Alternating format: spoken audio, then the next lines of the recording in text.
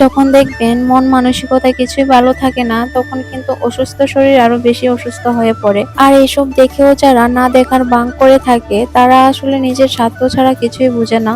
তো হ্যালো সবাইকে, সময় তখন 8টা 15। আর আজকের ভিডিওটা কিন্তু আমি এখান থেকেই শুরু করছি। কাল থেকেই কিন্তু শরীরটা বেশি একটা ভালো নেই, প্রচন্ড মাথা ব্যথা করছে, তার সাথে কিন্তু কোমর ব্যথাও করছে। আজকেও যে সুস্থ হয়ে গেছি এমনটা না, এখনো শরীরটা প্রচন্ডই খারাপ। তো আমার ঘরের কাজগুলি তো আমাকেই করতে হবে, না হয়তো ওই কাজগুলি কিন্তু পড়েই থাকবে। তবে অন্য কেউ যে করে দেবে না সেটা কিন্তু না, বললে অবশ্যই করে দেবে। কালকে কিন্তু অফিসে যাওয়ার আগে ভাত খেয়ে গিয়েছিলাম, খেয়ে কিন্তু এঁটো থালটা সময়ের অভাবে ধুতে পারিনি, তার জন্য কিন্তু আমার ঘরে রেখে দিয়ে গিয়েছিলাম। অফিস থেকে এসেই দেখি যেখানে রেখে গিয়েছিলাম এঁটো থালটা সেখানেই আছে। কালকে যেহেতু শরীরটা প্রচন্ডই অসুস্থ ছিল, কালকে কিন্তু আমি থালটাকে ধুইনি, আজকে সকালে ঘুম থেকে উঠে ওই থালটাকে ধুয়েছিলাম।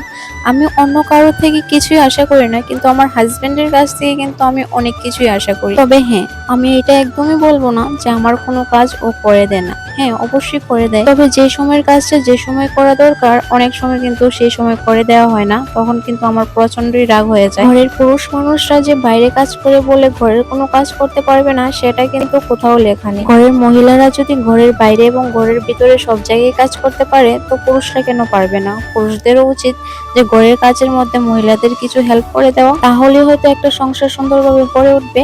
সব জায়গাতে সব সময় তো কাজ তো আর মেপে মেপে করা যায় না, যে সময় যে কাজটা সুযোগে হয় সেই কাজটা করে দেওয়াই ভালো। আচ্ছা, আপনাদের সাথে তো অনেক কথাই হয়ে গেল। সকাল থেকে উঠে কিন্তু তেমন কোনো রকম কাজই করিনি, যতটা পেরেছি ততটা কাজই করেছি। এখন কিন্তু সব শেষে স্নানটা করে নিয়েছি। আর আজকে আমার একদমই ভালো লাগছে না অফিসে যেতে, তার জন্য কিন্তু স্নান করে অনেকক্ষণ শুয়েছিলাম। প্রায় 10-15 মিনিট পর উঠে এখানে আমি রেডি হচ্ছি, আর মনকে বুঝাচ্ছি যে আজকের দিনটা যদি চলে যায়, কাল তো শনি রবি বদ্ধ পাবো, তো আজকে আর বদ্ধটা নিয়ে লাভ নেই। তার জন্য আমি কিন্তু এখানে রেডি হয়ে যাচ্ছি। শরীরটা কিন্তু প্রচন্ড ক্লান্ত লাগছে, কিন্তু কিছু করার নেই। আজকের দিনটা যদি আমি কাটিয়ে ফেলি, তাহলে তো শনি রবি বদ্ধই আছে। আর আজকের ব্লগটা কিন্তু আমি আজকেই শেয়ার করছি। তো চলুন কিছু কমেন্ট আপনাদের সাথে শেয়ার করি। কণিকা রয় বলেছে, খুব ভালো লাগলো ভিডিওটা দিদিভাই, থ্যাংক ইউ গো।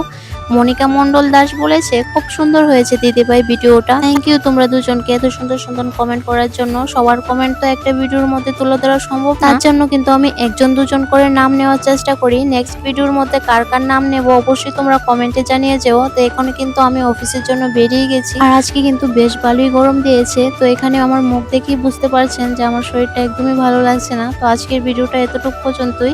ভিডিওটা কেমন লেগেছে অবশ্যই কমেন্টে জানিয়ে যেন।